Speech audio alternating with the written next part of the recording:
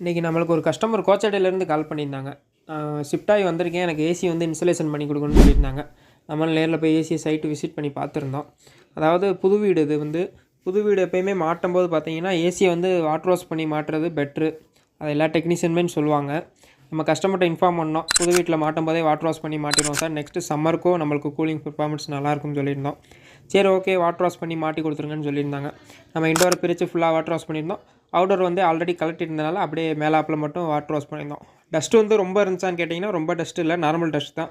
In case இப்போ water wash பண்ணி மாட்டிட்டோம்னா இவங்க திருப்பி ஒரு மார்ச் மாதம் ஏசி யூஸ் பண்ணும்போது அவங்களுக்கு கரெக்டாக இருக்கும். அதுக்காண்டி தான் இப்போயே வாட்டர் வாஷ் பண்ணி மாட்டிட்டோம்.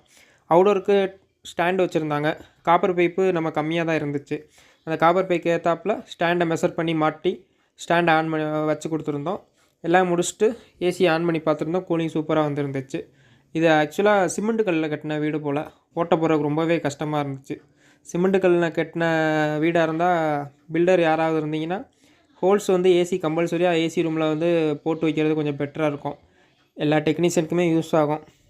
இந்த வீடியோ யூஸ்ஃபுல்லாக இருந்துச்சுன்னா அந்த ஐடியா ஃபாலோ பண்ணி வச்சுக்கோங்க. உங்களுக்கு எதுவும் ஏசி சர்வீஸ் தேவைன்னா கீழே தெரியுற இந்த நம்பருக்கு கால் பண்ணுங்கள். தேங்க்யூ.